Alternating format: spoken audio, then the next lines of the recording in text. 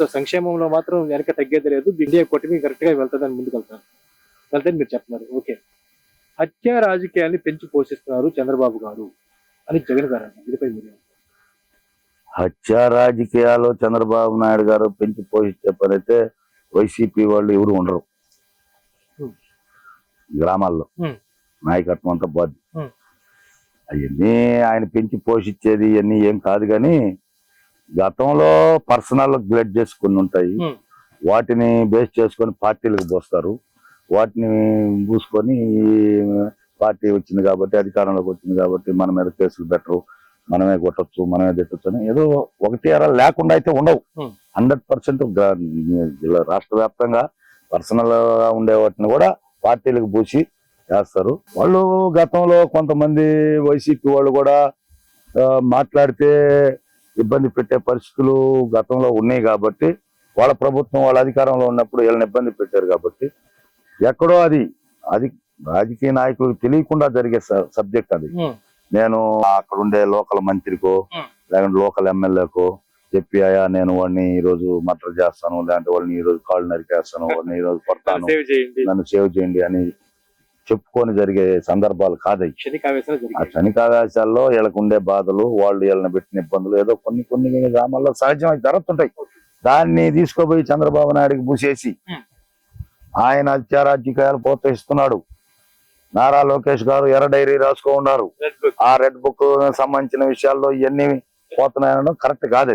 నిన్న కూడా చెప్పారు లోకేష్ గారు, ఏదైతే గ్రామాల్లో చట్టానికి విరుద్ధంగా ఎవరైతే ప్రవర్తించుంటారో వాళ్ళ మీద చర్యలు తీసుకుంటాం, అంతేగాని వాళ్ళని ఇబ్బంది పెడతామంటే, రెడ్ బుక్ లో రాసుకొని ఇబ్బంది పెడతామంటే మా మనుషులో లేదంటే మా పోలీసో లేదంటే మా బలగం పోయి వాళ్ళని కొట్టి నరికి చంపేస్తారని కాదు.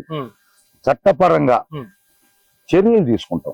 మా కార్యకర్తల నాయకులను కూడా గతంలో ఇబ్బంది పెట్టుంటే వాళ్ళ మీద చర్యలు తీసుకుంటాం అని చెప్పాడే తప్ప, రెడ్ బుక్ రాసిందని చెప్పి రాష్ట్రం అంతా ఎర్రంగా నెత్తులు బారిచ్చేదానికి కాదు. రెడ్ బుక్ రాసింది. నిర్ణయం జగన్మోహన్ రెడ్డి గారికి సార్, రాయలసీమ జిల్లాల్లో అంటే మనకు తెలిసిన వాళ్ళు చెప్పింది కొద్దిగా సీనియర్లు, రాయలసీమ జిల్లాల్లో ఆడపడుచులు కన్నీళ్లు పెడితే ప్రజలు ఓర్చుకోలేరంట. అట్లా సునీతమ్మ గారు, షర్మిలమ్మ గారు వాళ్ళు మీటింగ్ పోయినా వాళ్ళు వాళ్ళ బాబాయికి జరిగింది, వాళ్ళ నాన్నకి జరిగింది హత్యలు ఇవన్నీ వాళ్ళు పబ్లిక్ లో మీటింగ్ లో చెప్తా ఉంటే దాన్ని జీర్ణించుకోలేకపోయారు ప్రజలు. ఎందుకంటే రాయలసీమ జిల్లాలు అనేది మామూలుగా కాంగ్రెస్ కానీ వైసీపీకి కంచుకోట లెక్క. ఈ రోజు ఇంత దారుణమైన పరిస్థితి రాయలసీమ జిల్లాలో వచ్చిందంటే ఇవన్నీ కొంచెం ప్రభావం పనిచేసింది. అది ఒక సబ్జెక్ట్ అయితే అక్కడ కూడా ఏ నాయకుడు ఏ కార్యకర్త బాగుపడాల. నీ పార్టీకి పనిచేసినవి, నీ పార్టీకి డబ్బులు ఖర్చు పెట్టి, నీ పార్టీకి రకరకాలు పొలాలు అమ్ముకొని ఆస్తులు అమ్ముకొని ఖర్చు పెట్టి చేసినాడు, నీ పార్టీకి చేసినోడిని ఎవడు బాగుపడాల. ఈ రోజు నీ పార్టీ బలోపేతం అయ్యేదానికి కూడా అవకాశం లేదు. ఎందుకంటే గతంలో ప్రభుత్వాలు, ఈ ప్రభుత్వానికి తేడా ఏంటంటే, గత ప్రభుత్వాలు పార్టీ పరంగా ఏదో ఒక విధంగా నాయకుల్ని కార్యకర్తల్ని తీసుకొని వాళ్ళకి అండా ఫైనాన్షియల్ గా ఆర్థికంగా ఏదో ఒక రూపంలో ఉపయోగపడేది. జగన్మోహన్ ప్రభుత్వంలో ఆర్థికంగా చితికిపోయారే తప్ప ఏ ఒక్కడు బాగుపడలా.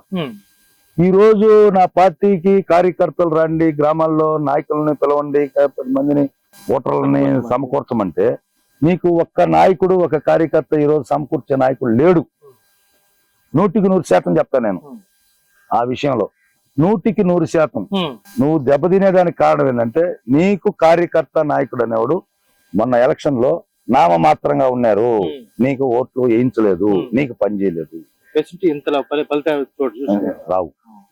100% నీ కార్యకర్త నాయకుడు ఆ ఊరు ప్రభావం, ఆ ఊరు పరిస్థితులు అనుకూలించక, కొంతమంది పార్టీ మారాలనే ఆలోచన మారలేక కొంతమంది ఆగేరే తప్ప, నీ పార్టీకి పనిచేయాలా, నీ పార్టీని గెలిపించుకోవాలా, మళ్ళీ నిన్ను ముఖ్యమంత్రి చేసుకోవాలనే ఒక్క నాయకుడు. ఎందుకంటే నేను ప్రతి గ్రామంలో ప్రతి ఒక్కరితో నాకు తెలిసిన సర్కిల్ అంతా నేను మాట్లాడుతుంటాను. ప్రతి ఒక్కరు చెప్పింది ఏం చేశాడు, ఎందుకు చేయాలా, జగన్మోహన్ మనం ఎందుకు గెలిపించుకోవాలి, మళ్ళీ మనకు ఏం మేలు జరిగిందని గెలిపించుకోవాలి. నష్టపోయాం. నష్టాన్ని పూడ్చుకోలేకపోయాం. ఆదాయం సంగతి దేవుడు ఎరుగు. ఉమ్. మనం పెట్టాం, ఉమ్. రూపాయి పెట్టాం, 10 మందికి పని చేసాం. ఈ నష్టాన్ని కూడా పూడ్చుకోలేకపోతే మనం ఎందుకు మళ్ళీ రేపు జగన్మోహన్ రెడ్డి గెలిపించుకొని మన ఎత్తున ఎందుకు పెట్టుకోవాలా? అన్ని రంగాలు నష్టపోయాయి. అన్ని రంగాలు. సార్, మీరు ప్రధానంగా ఆక్వా రంగంలో ఉన్నారు. ఆక్వా పరిస్థితి. ఆక్వా పరిస్థితి కూడా అంతే. ఆక్వా పరిస్థితి ఏంటంటే ₹1.50 చెప్పాడు. ఉమ్. ఈ రోజు మొన్నటి వరకు చూస్తా ఉంటే ₹4.70 బిల్లు వస్తుంది. యూనిట్ కాస్ట్ చెప్పింది ₹1.50. చాలా సంతోషపడ్డారు రైతులు. ఆక్వా రంగం అంతా సంతోషపడింది.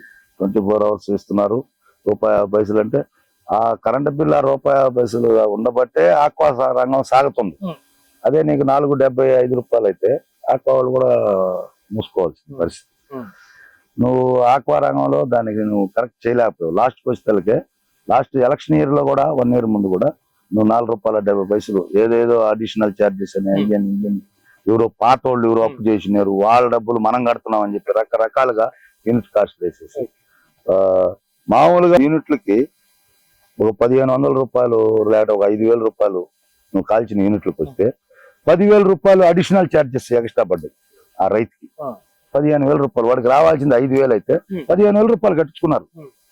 ఈ విధంగా లాస్ట్ టర్మ్ లో కూడా నువ్వు చేయలేకపోయావు. కాంట్రాక్టర్లు, మిడిల్ క్లాస్ వాళ్ళు, గ్రామస్తులు, నాయకులు, వార్డులు ఆఖరా లాస్ట్ ఎలక్షన్ వారం రోజులు 10 రోజులు ఎలక్షన్ రోజు దాకా కూడా ఎదురు చూశారు.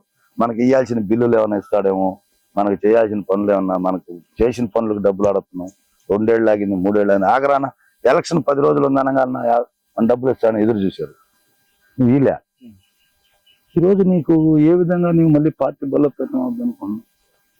1000% నీ పార్టీ బలోపేతం ఏ సమస్య లేదు. ఇంకంతే క్లోజ్. ఎందుకు నేను చెప్తున్నానంటే నేను ఆ పార్టీలో 100 రకాల సమస్యలు ఎదుర్కొని జగన్మోహన్ రెడ్డి పార్టీ పెట్టని రోజులో ఉన్నాం మేము. పార్టీ పెట్టని రోజు నుంచి జగన్మోహన్ రెడ్డి వెనక నడిచాం మేము. అధికార పార్టీని వదులుకొని, ఆదాల ప్రభారెడ్డి గారిని వదులుకొని, అధికార పార్టీని వదులుకొని మేము కాంగ్రెస్ పార్టీలో అన్ని వదిలేసి నీ వెనక నడిచాం మేము. మా లాంటి వాళ్ళనే నీకు ఈ విధంగా చెప్తున్నామంటే ఇంకా మాకంటే ఇంకా ఎక్కువ చేసిన వాళ్ళు, మాకంటే చేసిన వాళ్ళు ఏ విధంగా ఉంటారు? ఏ విధంగా చాలా చాలా ఫైనల్ గా చెప్పండి.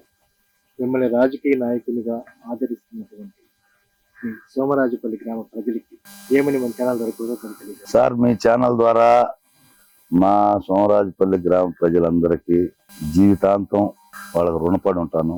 వాళ్ళు నాకు ఒక రాజకీయంగా ఈ ఊర్లో నన్ను ఒక గుర్తింపు ఇచ్చి 10 మంది నన్ను ఆదరించి, ఆడబడుచులు కానీ ఎవరైనా కూడా నాకు ముసలోళ్ళ కాడి నుంచి ప్రతి ఒక్కరూ నన్ను గౌరవించారు, నాకు ఆదరించారు. నన్ను ఈ మండల స్థాయిలో కానీ నియోజకవర్గ స్థాయిలో కానీ నాకు గుర్తింపు మా ఊరు ప్రజలు ఇచ్చారు. కాబట్టి వాళ్ళకి ఎల్లవేళలా నా వంతు నేను చేయగలిగిన వరకు, చేయలేని కూడా దాన్ని సాధించేదానికి మా ప్రశాంతం మేడం గారి ద్వారా కానీ, మా విపిఆర్ సార్ ద్వారా కానీ, వీళ్ళ ద్వారా నేను ఖచ్చితంగా మా గ్రామాల అవసరాలకు సంబంధించి 100% ఈ పీరియడ్ అంతా ఉన్నంత వరకు నేను 100% చేస్తాను, చేయగలను. సార్, మీ విలువైన సందేశాన్ని మన ఛానల్ ప్రేక్షకులకు అందించినందుకు తప్పకుండా రానున్న రోజుల్లో మీరు కోరుకునే విధంగా పిపిఆర్ దంపతుల ఆశీస్సులు మీ పైన ఉండి తద్వారా మిమ్మల్ని రాజకీయంగా ఆదరించేటువంటి సోమరాజుపల్లి గ్రామానికి మీరు మరింత అభివృద్ధి పనులు చేయాలని, తద్వారా ప్రజల గుండెల్లో మీరు చిరకాలం నిలిచి ఉండాలని మన ఛానల్ తరఫున థ్యాంక్ యూ.